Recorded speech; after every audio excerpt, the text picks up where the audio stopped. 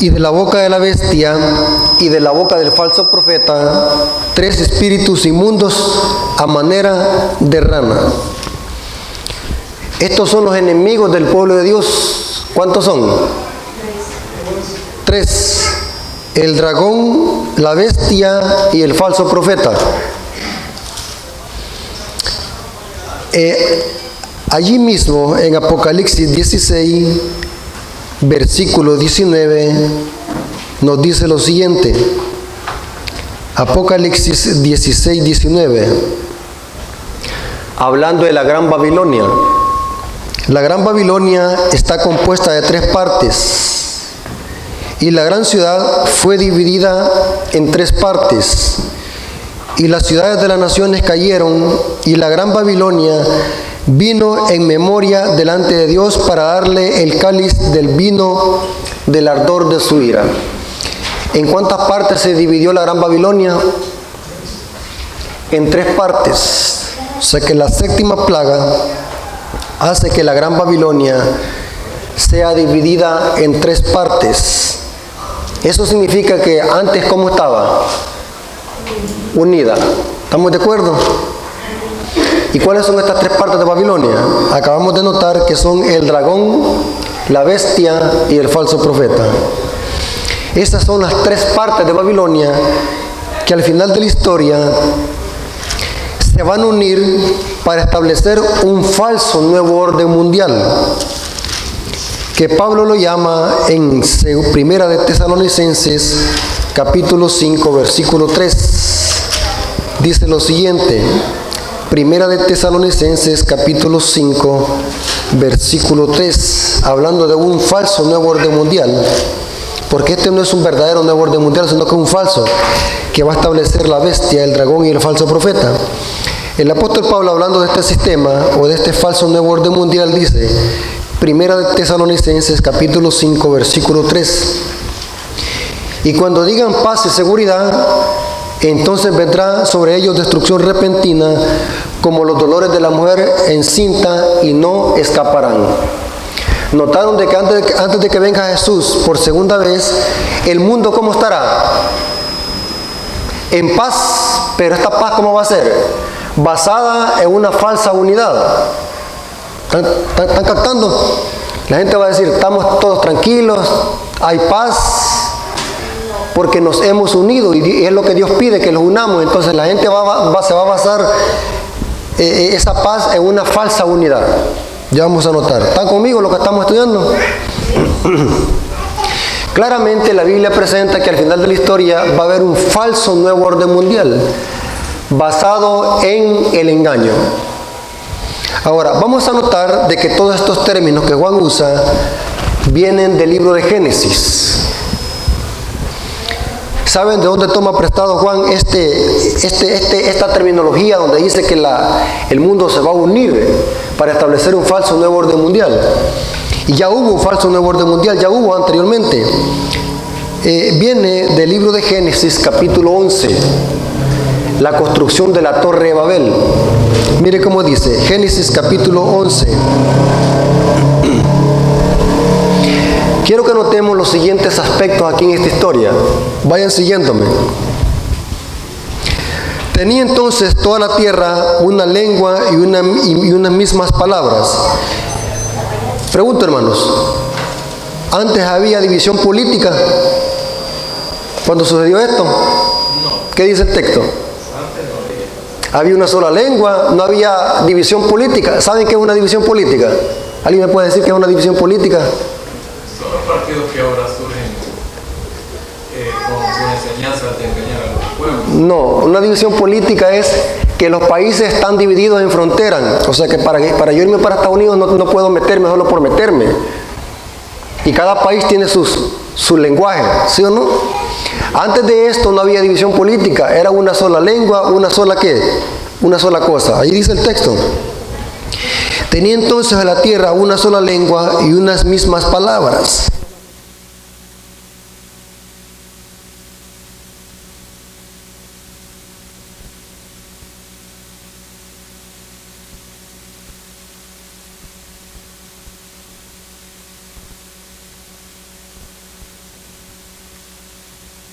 dice el texto.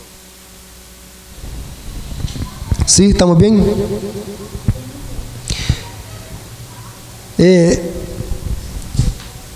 Cuando hay división política en los países, hermanos, es más difícil que se una la gente. ¿Saben ustedes eso? Las lenguas y las divisiones políticas hacen que la gente sea más difícil en unirse. Aquí la unión fue más fácil porque había una sola lengua y no había división política. Y aconteció que cuando salieron del oriente hallaron una llanura en la tierra del Sinar y se establecieron allí. Y dijeron unos a otros: vamos, hagamos ladrillo, cozámoslo con fuego. Y les sirvió ladrillo en lugar de piedra y el asfalto en lugar de mezcla. Y dijeron, mire lo que decían: vamos, edifiquemos una ciudad y una torre cuya cúspide llegue hasta el cielo y hagámonos. Noten ahí las palabras que se usan.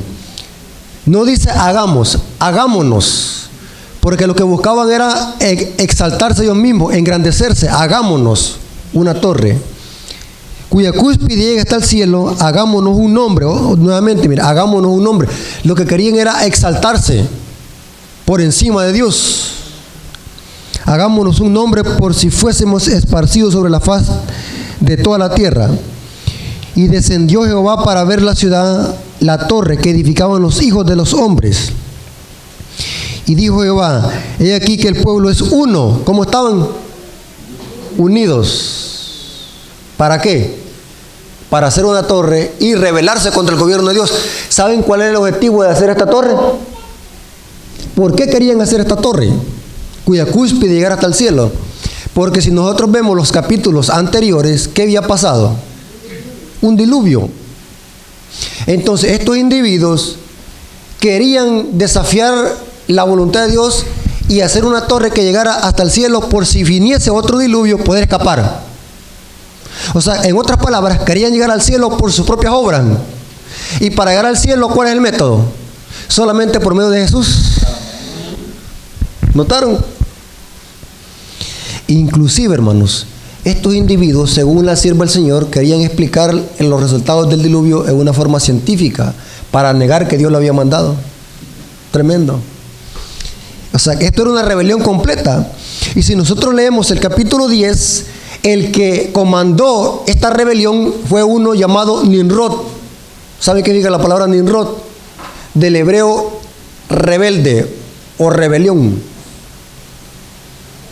O sea que esta rebelión estaba siendo comandada por un hombre uniendo al mundo en ese entonces antediluviano con un solo propósito: hacer una cúspide y rebelarse contra el gobierno de Dios y negar el poder divino que Dios había mandado el diluvio. Y mire lo que sigue diciendo.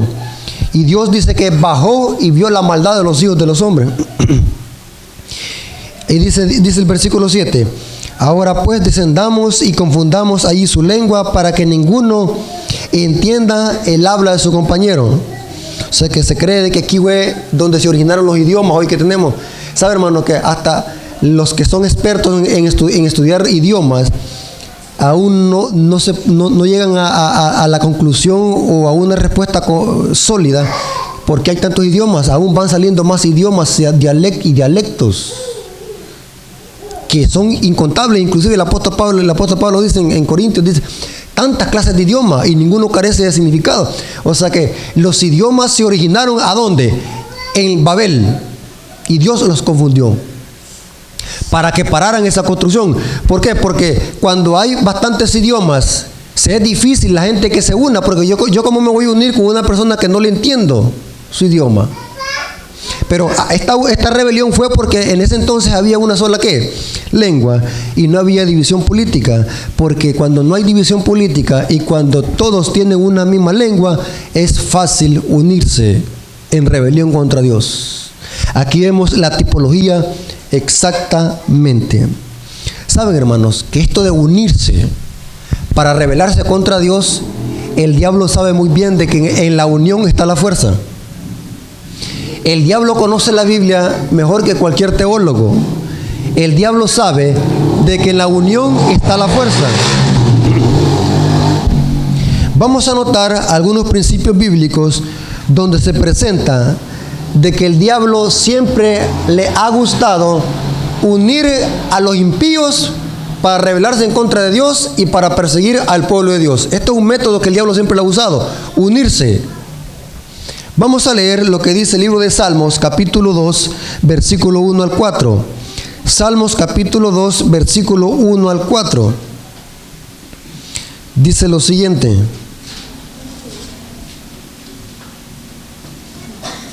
Salmos, capítulo 2, versículo 1 al 4. Notemos lo que dice aquí el Salmo. ¿Por qué se amotinan las gentes y los pueblos piensan cosas vanas? Se levantaron reyes de la tierra y príncipes consultan ¿cómo? Unidos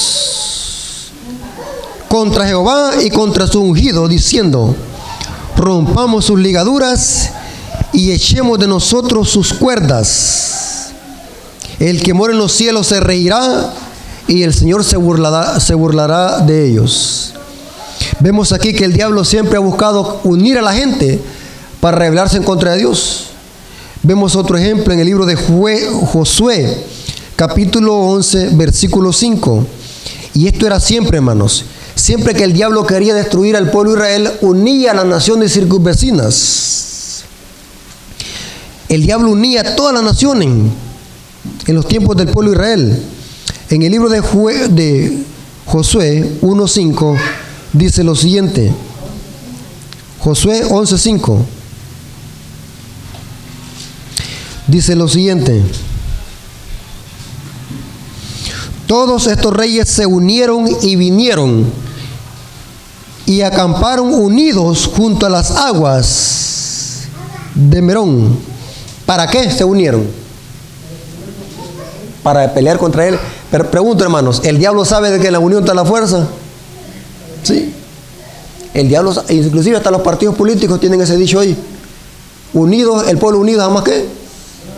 ¿Por qué? Porque el diablo sabe de que en la unión está la fuerza. ¿Ah? El diablo sabe perfectamente bien eso. El diablo sabe muy bien eso. O sea que, y es bien claro eso. Ahora aquí va la pregunta: ¿cuál es la base bíblica para poderse unir? Saben que el diablo une a su gente, pero también Dios también pide la unidad, que los unamos. Pero hay que ver qué clase de unidad es la que Dios pide y qué clase de unidad es la espuria. Vamos a leer lo que Jesús dijo antes de irse para el cielo, hablando de la unidad. Juan 17, versículo 22 al 23. Juan 17, versículo 22 al 23 dice: la gloria que me diste yo les he dado, para que sean uno. ¿Qué es lo que quiere Dios con su iglesia? Que estemos unidos. Pregunto, ¿la iglesia puede alcanzar el éxito en proclamar el evangelio si está dividida? No. Pero ¿cómo está la iglesia hoy? Si estuviéramos unidos, todos estuviéramos aquí oyendo el mensaje. Pero ¿a dónde andan los otros? Díganme dónde andan. ¿Ah? Porque la iglesia primitiva, como estaba unida, dice que estaban todos unánimes en oración, estudiando la Biblia, en Hechos capítulo 1 y capítulo 2. Significa que la iglesia no está unida. Pero aquí Dios dice a la iglesia antes de irse, al pueblo, ora al Padre y dice: para que sean uno, así como nosotros somos uno, yo en ellos y tú en mí, para que sean perfectos en unidad, para que el mundo conozca que tú me enviaste y que los he amado a ellos como también a mí me has amado. Mire qué bonito lo que está orando Jesús por su iglesia, que estemos unidos. La unidad, porque la desunión o la división es símbolo de debilidad. ¿Sabían ustedes eso? Miren lo que dijo Jesús en Marcos 3, 24 al 26. Marcos 3, 24 al 26 dice: si un reino está dividido contra sí mismo, tal reino no puede ¿qué?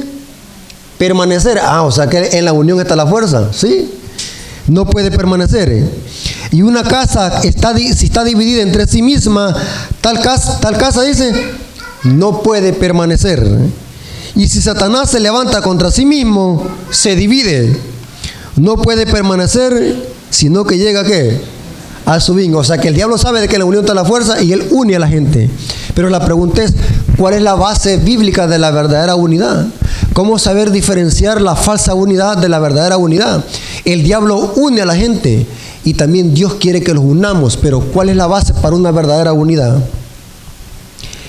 El mismo capítulo 17 nos dice en su contexto, Juan 17, versículo 17, dijo Jesús, Juan 17, versículo 17, santifícalos en tu verdad, tu palabra ¿qué? Es verdad. ¿Cuál es la base para una verdadera unidad? ¿Cuál es la base? Estar unidos ¿qué? En la verdad. Esa es la unidad que Dios aprueba. Nosotros no nos podemos unir con aquellos que practican el error, aún dentro de la iglesia, porque muchos he oído yo que en el púlpito dicen, hermano, no estemos divididos, unámonos. ¿Han oído ustedes eso? Pero el problema es que, ¿en qué sentido es la unidad correcta? Unidos en la verdad. Por ejemplo, ¿yo cómo me voy a unir con aquellos hermanos dentro de la iglesia que patrocinan el pop rock dentro de la iglesia? ¿Cómo me voy a unir con ellos? Inclusive, la división en la iglesia, ¿quién tiene la culpa de la división en la iglesia? ¿La verdad o el error? El error cuando se confronta con la verdad. ¿Oyeron cómo dije?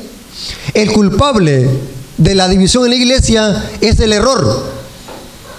Porque cuando se confronta con la verdad hay un choque. ¿Cómo yo me voy a unir con aquellos que aprueban la ordenación de mujeres en la iglesia? ¿A dónde está eso en la Biblia que hay que ordenar a una mujer como pastora? ¿A dónde está eso en la Biblia? Solo un texto, muéstreme. No me puedo unir. ¿Ah? ¿Cómo yo me voy a unir con hermanos de que patrocinan el paganismo dentro de la iglesia y infiltran cosas raras a la iglesia? ¿Cómo yo me voy a unir? Jesús está diciéndome que los unamos, ¿pero a dónde? En la verdad, no en el error. Porque Él oró, únanse, pero ¿en qué sentido? Santifícalos en tu verdad, tu palabra es la verdad. El contexto está diciendo que los unamos en la verdad. La unidad bíblica y genuina que Dios demanda es que los unamos en la verdad. Oigan lo que dice Mensajes Selectos, tomo 1, página 206. Mensajes Selectos, tomo 1, página 206 dice: Cristo demanda unidad, pero no nos demanda que nos unamos en prácticas erróneas. ¿Oyeron cómo dice? El Dios del cielo traza un nítido contraste entre las puras y elevadoras y ennoblecedoras verdades y las falsas doctrinas que descarrían. Da al pecado y la impenitencia el nombre adecuado. No encubre el error en una capa de argamasa deslenable. Insta a nuestros hermanos a que se unifiquen en una base verdadera y bíblica. ¿Notaron? Que los unamos no en el error, sino que los unamos en la verdad bíblica. Otra cita, Consejos para los escritores y editores, página 79. Debemos mantener armonía y cooperación sin transgredir con un solo principio de la verdad. ¿Notaron? Otra cita, Mensajes Selectos, tomo 3, página 47.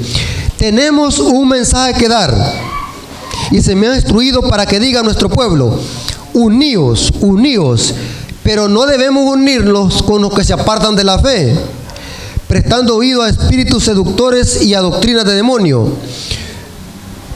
Con nuestros corazones enternecidos y bondadosos y fieles, tenemos que avanzar para proclamar el mensaje sin prestar atención a los que se desvían de la verdad. ¿Notaron? ¿La citan?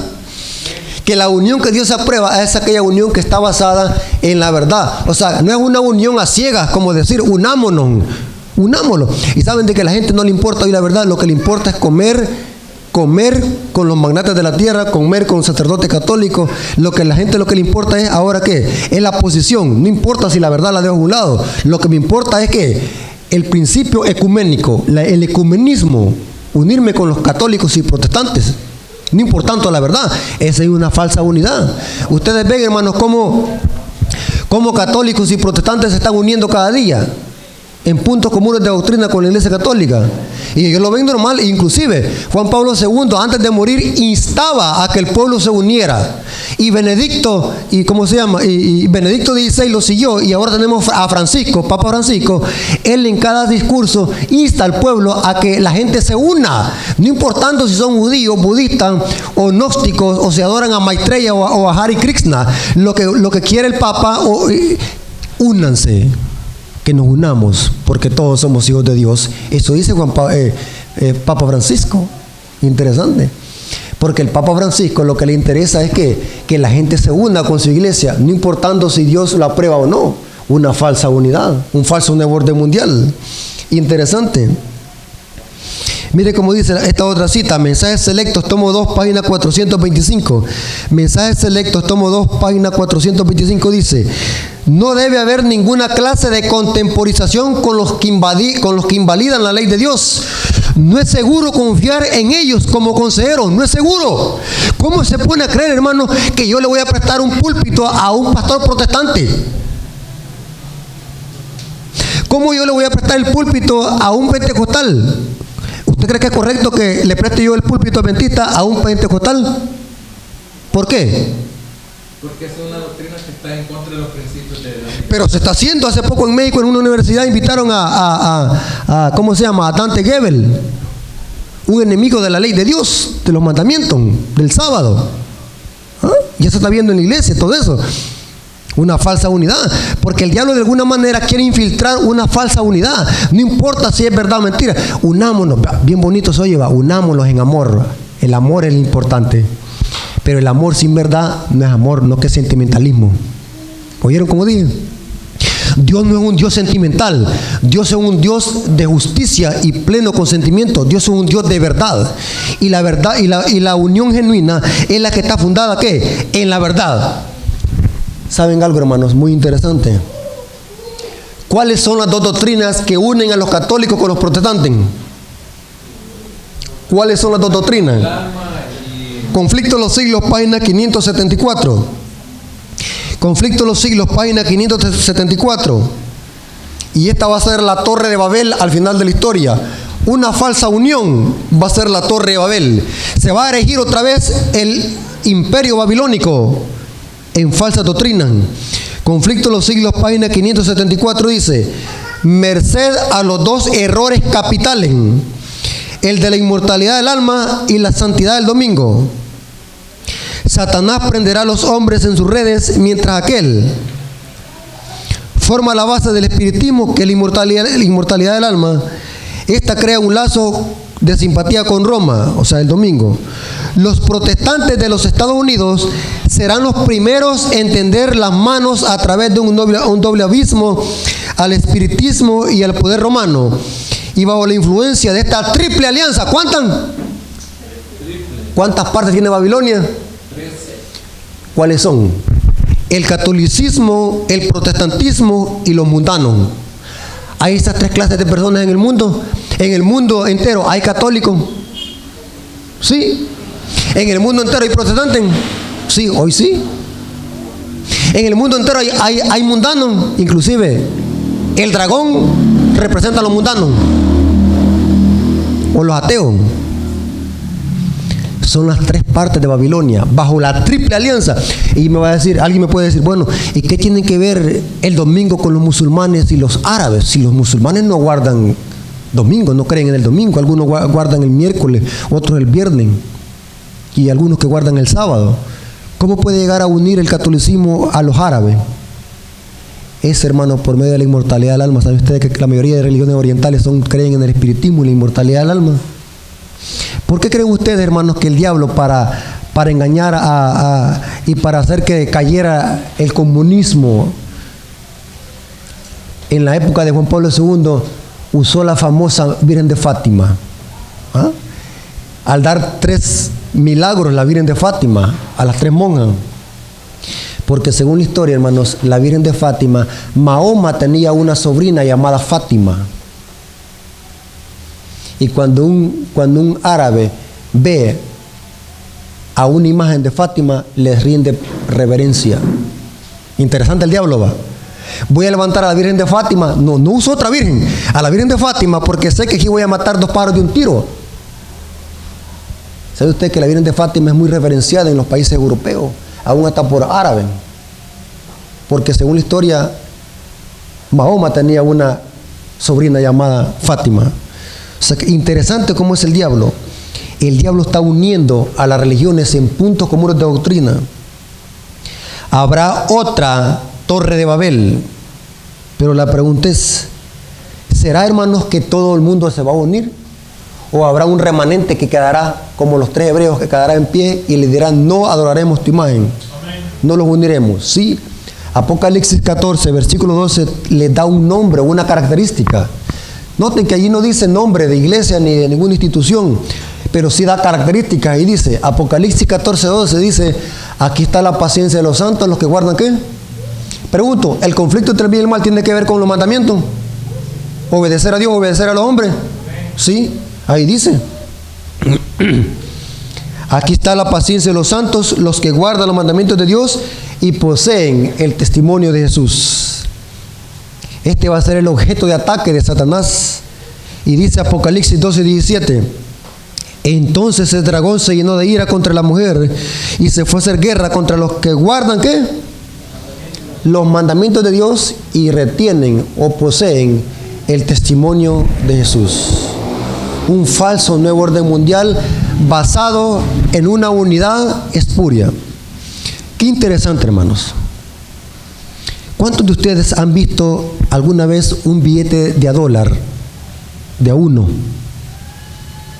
¿Cuántos lo han visto?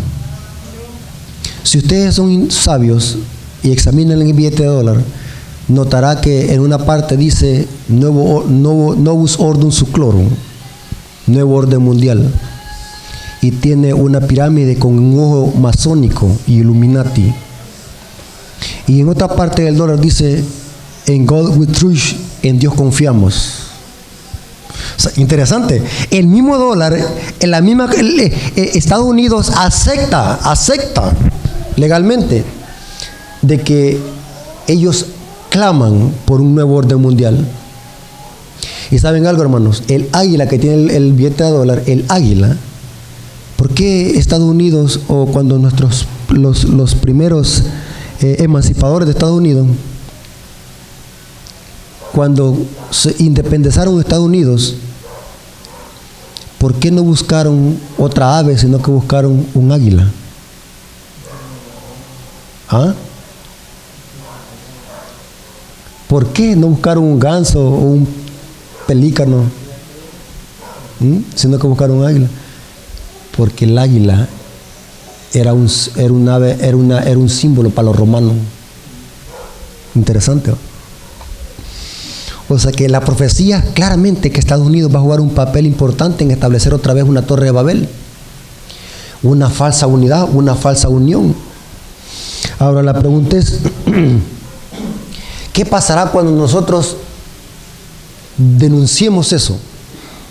Porque el mensaje del tercer ángel no solamente llama a la gente a que acepten a Jesús como la única, como único medio de salvación, porque el mensaje del tercer ángel llama a la gente a que busque el arrepentimiento, que solamente lo encontramos en Jesús.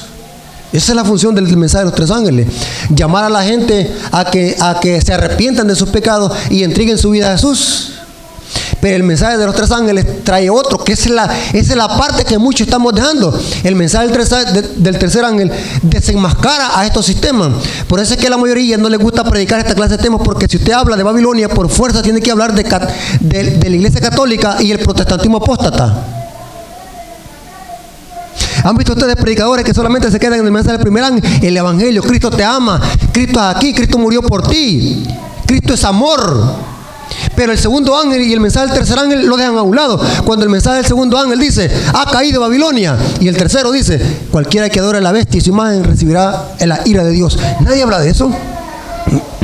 Son pocos los que proclaman ese mensaje, y los que están proclamando ese mensaje los tildan como fanáticos y extremistas. Tremendo. Oigan lo que dice esta cita. Eventos de los últimos días, página 117. El mundo entero será incitado a la enemistad contra los adventistas del séptimo día, porque ellos no rendirán pleitesía al papado, honrando el domingo, la institución de este poder anticristiano, que es la Torre Babel hoy. La unión de iglesia y Estado para ensalzar ¿qué día? El domingo. Interesante, esa es la Torre Babel hoy. Eventos de los últimos días, página 117 dice: aquellos que pisotean la ley de Dios elaborarán leyes humanas que obligarán a la gente a aceptarlas. Los hombres idearán, aconsejarán y planearán lo que los demás harán. Todo el mundo guarda el domingo, dicen, porque este pueblo tan poco numeroso no está en armonía con las leyes divinas, con las leyes del país. Miren lo que van a decir. ¿Saben de dónde viene esto, hermanos? ¿Se acuerdan, hermanos, quién fue el que dijo en los evangelios: preferimos que muera solamente este hombre y no que toda la nación perezca? ¿Se acuerdan? Fue Caifás, el sumo sacerdote. Prefirieron matar a Jesús y no que la nación fuese a perecer. La historia se va a repetir. Va a haber una pequeña minoría que se va a oponer a esta falsa unión. Y van a decir: ¿y esta pequeña minoría por qué se opone a esta unión? Extirpémoslos de la faz de la tierra. Y es donde se va a dar un decreto, como fue en los días de Esther. Un decreto. Cuando la iglesia se hunda con el Estado, hermano, van a venir leyes dominicales impuestas por so pena de muerte. ¿Saben algo, hermano? Muy importante, y quiero explicarles esto, hermano. En algunas partes de Estados Unidos y en algunas partes del mundo, en algunos países, siempre han habido leyes dominicales. Siempre han habido. Pero estas leyes dominicales le permiten siempre guardar el sábado. O sea que usted puede guardar los 2 días en algunos países. O sea que usted no puede trabajar los domingos en algunas partes de Estados Unidos, algunos estados. Pero le dan chance de guardar el sábado. Ahí no hay problema. No lo metemos en problema con el Estado y estamos bien con Dios porque guardamos el sábado. Y dice Elena de White: usemos el domingo para hacer obra misionera y cualquier cosa, siempre y cuando los permitan guardar el sábado. Pero ¿saben algo, hermano? Va a venir un tiempo, hermano, donde se los va a prohibir guardar el sábado, y por ley eso va a ser diferente. Se los va a hacer por ley que guardemos el domingo y que trabajamos en sábado. ¿Por qué he dicho yo esto, hermano? Nosotros algunas veces por pequeñeces nosotros quebrantamos el sábado. Los alumnos van a la escuela porque el profesor los amenaza que les va a aplazar la nota. Muchos hermanos no vienen, quebrantan el sábado porque el patrón les dice que les va a quitar el trabajo. Otros hermanos por quedar bien con la gente. ¿Saben, hermanos? Que hay hermanos de que cuando un familiar llega los sábados, ya no van a la iglesia porque llegó un familiar a la casa. ¿Es correcto eso? ¿Qué tengo que hacer en ese momento? Vámonos para la iglesia. Hay hermanos de que los sábados usan para ir a traer gente al aeropuerto. Tremendo. Hay hermanos que los sábados usan para celebrar cumpleaños. Y se casan los sábados también. Bueno, la pregunta es: ¿y estos hermanos que no leen? ¿O será que sí hacen? Son hermanos, estamos hablando de hermanos. No estamos hablando de gente mundana. Se supone que un adventista conoce el mensaje y conoce los principios bíblicos. O sea, ¿a dónde vamos a parar cuando Dios quiere que tengamos una fe inquebrantable? La Biblia dice, y Elena de White dice: Dios quiere hombres de que no se compren ni se vendan, que sean como la brújula al polo, que se mantengan firmes aunque los cielos se desplomen. De esos hombres son los que Dios quiere. Que no se vendan por un plato de lenteja, que tengan carácter, que sean defensores de parte de la verdad. Yo he visto hermanos, de que por caer bien con una persona dentro de la iglesia, se ponen del lado del error y atacan al pobre hermano que está diciendo la verdad. Solamente por ocupar un privilegio dentro de la iglesia o por caer bien con algún líder. Y aunque el pobre hermano está diciendo la verdad, pero lo ponemos en contra. Satánico. ¿A dónde vamos a llegar? cuando lo que le viene al pueblo de Dios es una crisis tremenda, se va a erigir de nuevo la Torre de Babel. Y ahí se va a probar quién es el verdadero cristiano, quiénes son los Sadrach, Mesach y Abednego. Hermanos, quiera Dios que nos dé esa fortaleza y ese valor para poderlos mantener firmes de parte de la verdad, aunque los cielos desplomen. Y téngalo por seguro, hermano, que todo esto no lo podemos lograr sin Jesús. Él es el único que puede darle victoria al pueblo. Él es el único que estuvo con José en Egipto. Él es el único que estuvo con Daniel en Babilonia. Ese es el único que estuvo con todos sus hijos durante toda la historia y estuvo en los momentos más difíciles. Dios, hermanos, ha prometido no cuidarlos porque no siempre los va a cuidar de algún peligro, porque algunas veces Dios va a permitir que los pase algo malo, porque Dios tiene un propósito. Pero Dios ha prometido nunca desampararlos ni nunca dejarlos. Él estará con nosotros aún hasta el momento de la muerte. Vamos a estudiar en esta semana, vamos a estudiar los 2 tiempos de angustia de Jacob, y vamos a hacer un análisis exegético del Salmo 91 y el Salmo 23, que son salmos proféticos que tienen que ver con la crisis final. Hermanos, aferrémonos de la mano de Jesús por la fe, entreguemos nuestro corazón a Él de corazón y sigamos adelante, porque en Jesús está nuestra victoria. Quiero que se pongan de pie, vamos a orar. Vamos a orar. Señor bendito que está en el cielo, santificado sea tu nombre. Gracias, Señor, por tu palabra, porque es una guía segura en este mundo de tinieblas. Bendice, Señor, a tu pueblo, a nuestros hermanos y amigos que están oyendo por este medio, aquí y en este residencial, que puedan ellos escudriñar tu palabra y puedan comprobar, Señor, de que lo que estamos predicando aquí, Señor, es lo que tu palabra dice y la importancia que tenemos de poder obedecer a ti antes que a los hombres. Bendice, Señor, a tu pueblo, pues te lo suplicamos en el nombre de Jesús. Amén. A Él sea la honra y la gloria por los siglos de los siglos. Amén. Dios les bendiga, amigos y hermanos, y los esperamos mañana.